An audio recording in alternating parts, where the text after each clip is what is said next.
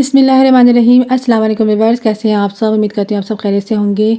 आज मैं आप लोगों के लिए बहुत ही मज़ेदार सी रेसिपी लेके आई हूँ। जैसा कि आप लोग देख सकते हैं, ये मीठी टिकिया है और ये अंदर से बहुत ही खस्ता और ऊपर से बहुत ही ज़्यादा क्रिस्पी होती है। तो आइए इसे मज़ेदार सी रेसिपी को तैयार करते हैं। सबसे पहले मैं एक पैन ले लूँगी और उसमें ऐड कर दूँगी 1 कप चीनी। तकरीबन पौन कप चीनी है मेरे पास और इसमें मैंने ऐड कर दिया है आधा कप पानी और इसे हल्का सा नीम गरम करूँगी मैं।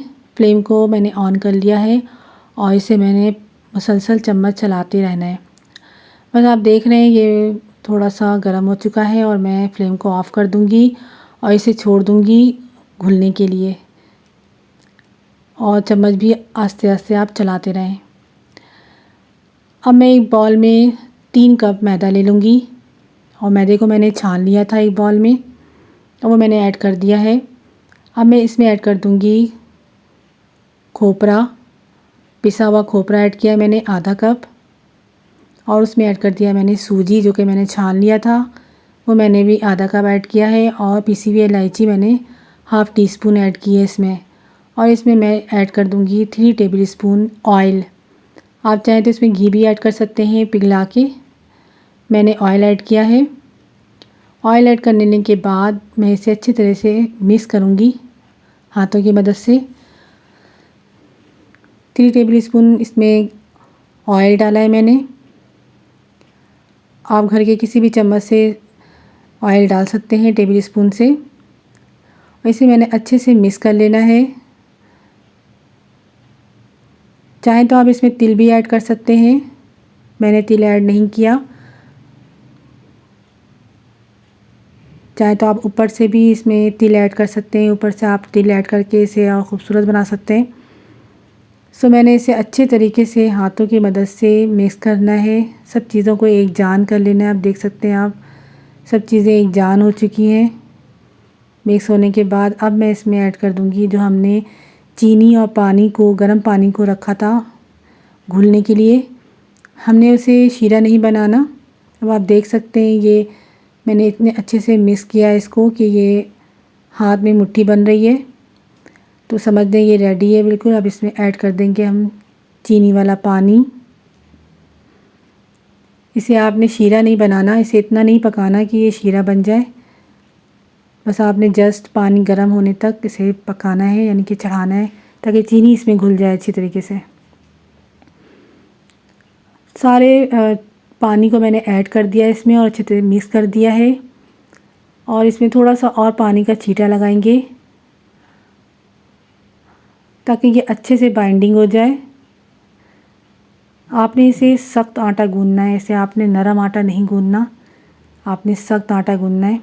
चाहें तो आप इसे गुड़ से भी बना सकते हैं, गुड़ को भी पानी में आप घोल लें और उससे आप आटे को गूंदें तो बहुत ज़बरदस्त सा गुड़ का भी ये बहुत अच्छा सा बन जाता है टिकिया।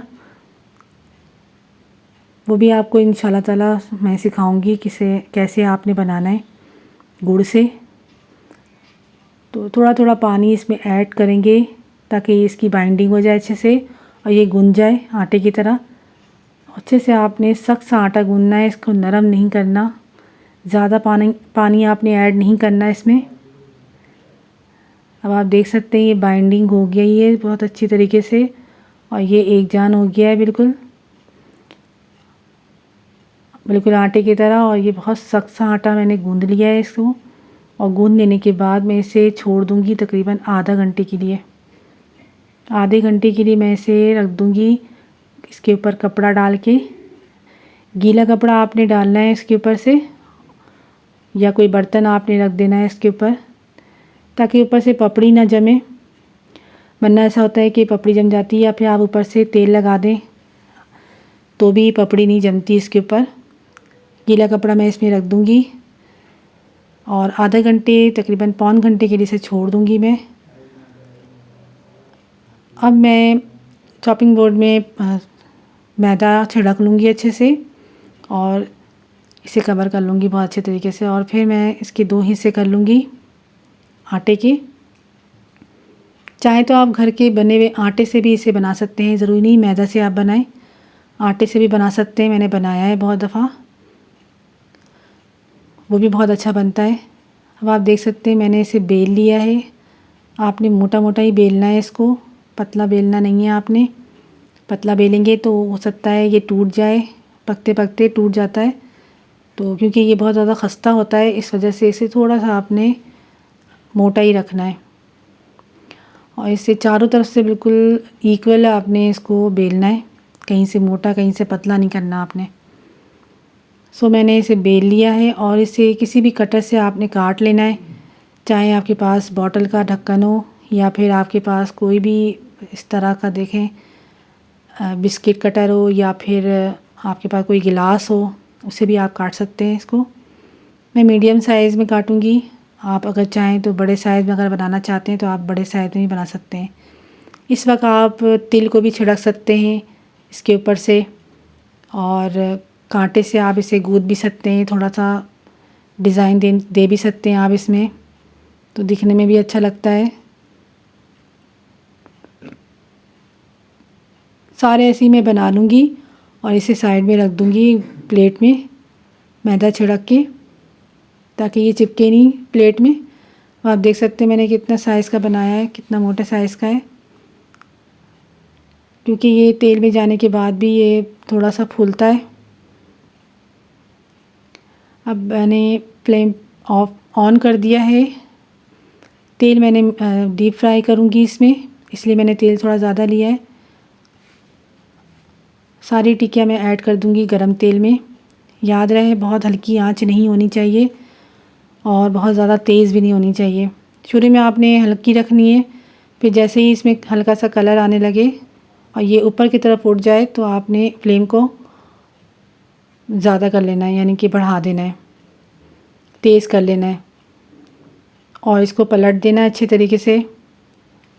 एक तरफ से मैंने पलट दिया है और दूसरी तरफ से भी मैं पलट रही हूँ। इसको छोटे चम्मच से आप पलटिएगा, क्योंकि ये बहुत नाजुक होते हैं, बहुत सॉफ्ट होते हैं। इसको फ्राई करना भी बहुत मुश्किल होता है, बहुत ध्यान से आपने इसे फ्राई करना है। और मैंने निकाल लिया इसे और ठंडा कर रही हूँ। ठंडा करने के बाद ये खुद ब खुद थोड़े से सख्त हो जाते हैं और जब फ्राई करके निकालो तो ये थोड़े नरम होते हैं, लेकिन ठंडा होने के बाद ये बिल्कुल सख्त हो जाते हैं और क्रिस्पी हो जाते हैं ऊपर से और अंदर से बहुत ज़्यादा खस्ता होते हैं। ये देखें, तोड़ के भी दिखा दिया मैंने आपको अंदर से कितना खस्ता है और ऊपर से बिल्कुल क्रिस्पी। तो आई होप कि वीडियो आप लोगों को पसंद आई होगी, और अगर मेरी वीडियो आप लोगों को पसंद आती है तो लाइक शेयर और सब्सक्राइब करना कभी मत भूलिएगा मेरे चैनल को।